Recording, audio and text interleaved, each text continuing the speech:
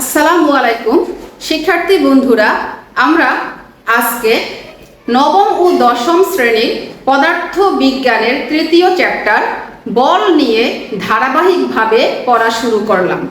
তো আমাদের বল চ্যাপ্টারের প্রথম যে টপিক, সেই টপিকটা হচ্ছে কি জড়তা। লক্ষ্য করো বন্ধুরা, আমাদের পেছনে একটা হোয়াইট বোর্ড আছে। এই বোর্ডটা যে জায়গায় আছে, আমি যদি এই জায়গা থেকে ওকে ঠেলে স্থানচ্যুত না করি, তাহলে ও সারা জীবন এই জায়গায় থাকবে। অর্থাৎ ও যে অবস্থায় আছে ঠিক সে অবস্থায় থাকবে। এরূপ কোনো একটা বস্তু যে অবস্থায় আছে সে অবস্থায় থাকতে চাওয়ার যে প্রবণতা বা যে বৈশিষ্ট্য বা ধর্ম বা গুণ, তার এই বৈশিষ্ট্য বা গুণকে বলা হচ্ছে কি ওই বস্তুর জড়তা বা ইনার্শিয়া। অর্থাৎ কোনো বস্তু যে অবস্থায় আছে সারা জীবন সে অবস্থায় থাকতে চাওয়ার প্রবণতাকে বলা হয় জড়তা বা ইনার্শিয়া। আমরা জড়তার প্রকারভেদ করতে গেলে দেখব জড়তা হচ্ছে মূলত দুই প্রকার। এক নম্বরে হচ্ছে কি স্থিতি জড়তা, এক নম্বরে স্থিতি জড়তা, এরপর দুই হচ্ছে গতি জড়তা। গতি জড়তা। ওকে বন্ধুরা, স্থিতি জড়তা কি? একটা স্থির বস্তু কি করে সারা জীবন স্থির থাকতে চায়। তাহলে কোনো স্থির বস্তু সারা জীবন স্থির থাকতে চাওয়ার যে প্রবণতা, তার সেই প্রবণতা বা বৈশিষ্ট্য বা গুণকে বলা হবে কি ওই বস্তুর স্থিতি জড়তা। অপরদিকে কোনো একটা গতিশীল বস্তু কি করবে?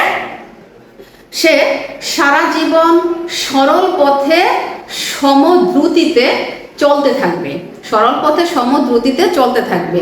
তাহলে ওই যে একটা গতিশীল বস্তু সারা জীবন তার গতি ধরে রাখার যে প্রবণতা, মানে একটা গতিশীল বস্তু গতিতে থাকতে চাওয়ার যে প্রবণতা, ওই প্রবণতাকে বলা হবে ওই বস্তুর গতি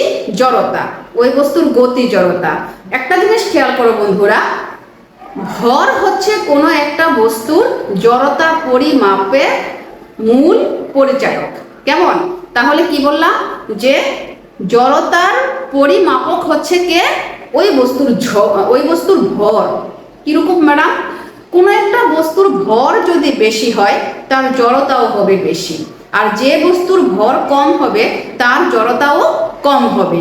মনে করো একটি রিক্সা, পায়ে চালিত একটি রিক্সা, এবং তার সাথে আমি তুলনা করলাম একটি বড় ট্রাকের। কেমন? একটি বড় ট্রাকের। তা আমরা এখন ধরে নেব আমরা ট্রাকটা এবং রিক্সা দুইটাকে ইঞ্জিন ছাড়া গতিশীল করব। তাহলে তোমাকে যদি আমি প্রশ্ন করি যে কোনটা ভর বেশি, তাহলে তুমি অবশ্যই বলবা যে ম্যাডাম ট্রাকের ভর বেশি। কেমন? তাহলে আমিও বললাম যে হ্যাঁ ট্রাকের ভর বেশি। এখন আমি এই ট্রাক এবং রিক্সা দুটো স্থির অবস্থায় আছে, স্থিতি জড়তায় আছে। একে যদি আমি গতিশীল করতে চাই, মনে করো রিক্সাকে একটা মানুষ যদি আস্তে করে ধাক্কা দেয় তাতেই রিক্সা গতিশীল হয়ে যাবে, কিন্তু ট্রাকটাকে গতিশীল করতে হলে অন্তত 15-20 জন মানুষের প্রয়োজন হবে। কেন? কারণ ট্রাকের স্থিতি জড়তা তার বেশি ভরের কারণে বেশি, আর রিক্সার স্থিতি জড়তা তার ভর অল্প হওয়ার কারণে কম। এবার মনে করো দুটাকে আমি গতিশীল করলাম, এবার থামানোর পালা। তাহলে এখন দুইটা বস্তু আছে কিসে? গতি জড়তায় আছে। এবার আমার থামানোর পালা। তো থামাতে গেলে কি করতে হবে? রিক্সাকে আমি সামান্য একটু বল দিয়ে টেনে দিলেই অথবা ধাক্কা দিলেই সে থেমে যাবে, কিন্তু ট্রাকটিকে থামাতে হলে আবার পূর্বের ন্যায় অনেক পরিমাণ বল প্রয়োগ করতে হবে। তাহলে আমরা এখান থেকে এই কনসেপ্ট পেলাম যে একটি বস্তুর জড়তার পরিমাপক হচ্ছে তার ভর।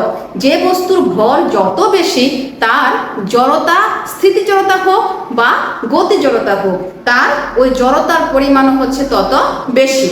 এবার খেয়াল করো বন্ধুরা, স্থিতি জড়তা এবং গতি জড়তা যদি আমরা আরেকটু ক্লিয়ারলি বুঝতে যাই, তাহলে আমরা বলি মনে করো একটা বাস থেমে আছে।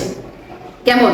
এখন তুমি গিয়ে সেই থেমে থাকা বাসটাতে উঠে বসলে, তো বাস যেহেতু গতিশীল হয় নাই, বাস স্থির, তাহলে এখন তুমি যাত্রী, তুমি বাসের সিটে বসে আছো, তাহলে তোমার দেহ স্থির।